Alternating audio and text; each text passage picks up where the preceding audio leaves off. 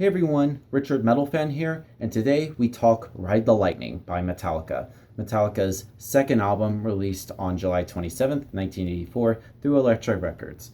Now, this album is the follow up to their debut album, Kill 'Em All, which is basically the start of Metallica's career and basically started a new metal subgenre known as thrash metal.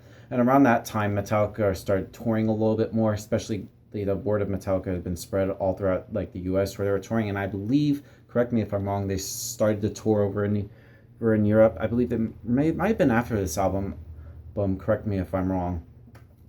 But and around that time of the Kill 'Em All cycle, Metallica started writing songs for what would become Ride the Lightning. Although there were actually two songs that were written prior to it. I believe this is also the last album to have songwriting credits from former guitarist Dave Mustaine. He actually co-wrote this title track, Ride the Lightning, and the instrumental, The Call of Cthulhu, which I'll talk about those songs a little bit later, while the rest of the album was basically written while they were on tour. And with Ride the Lightning, Metallica decided to still continue on the thrash metal that was on Kill 'Em All, but decided to step it up a little bit more and do a couple things differently and something outside the box, and showcase some different stuff that they did on this album. And also Cliff Burton, their bassist, was also taught in music theory, and so he basically showed the band just to not rely on just thrash riffs and just be all heavy as fuck, but also just teach them how to become better songwriters, musicians, and overall good players. And this is basically like Kill 'Em All just stepped up a little bit more. And this album is basically a classic in Metallica's discography. I have to agree. Is it a good album? Or a great album, I should really say. I think it is, but in my honest opinion, I don't think it's their best album, but that doesn't mean that this album is bad in any regards. The only gripe I have is the production. Especially around the guitars, I feel like the guitars are too distorted and too filled up with reverb and stuff. You can hardly make out any of the riffs. I don't know what I'm saying. I mean, I'm not saying that that doesn't detract from the overall song structures or the quality. I just feel like the production could have been a little bit better or have the same value as it did on Kill 'Em All or even the next album, Master of Puppets. But without further ado, let's dive into this album track by track.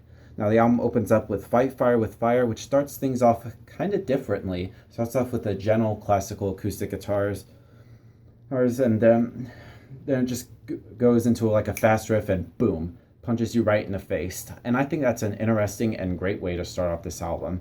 Start off kind of nice and gentle and hit you right in the face, and Fight Fire with Fire does that for me. And then we go into the title track of the album, Ride the Lightning. It's a really good song, and it just has chucked with some really fantastic riffs from James and Kirk, and it just has a really great guitar solo in there. It's quite lengthy, but amazing if I do say so myself. And then following that is For Whom the Bells Toll, which is an absolute classic, known from the iconic bass intro from Cliff Burton, and putting a bass playing through a wah pedal. And I think he's one of the few bassists to do that, along with Geezer Butler from Black Sabbath. And he does a really good, I can't even speak today, really good job. This basically showcases Cliff's talents, one of his highlights on this album. And then we go into Fade to Black, which is Metallica's first ever ballad.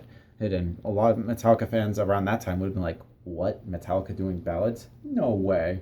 Hey, but this is also a classic despite what a lot of purists say.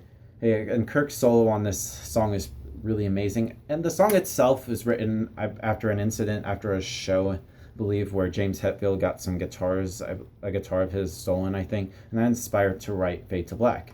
And I believe the song itself basically shows that Metallica can do some stuff a little bit differently, step out of their comfort zone. And I believe that's what Fade to Black, to me, is what it's all about. A really great song. And then we get to Trapped Under Ice. It's a pure thrasher, and honestly, in my opinion, I think it's the most underrated song on this album. I don't think a whole lot of people talk about this song when it comes to Ride the Lightning. I feel like some people forget about this song. And I really wish this song would be played live a lot more. It's a really great song.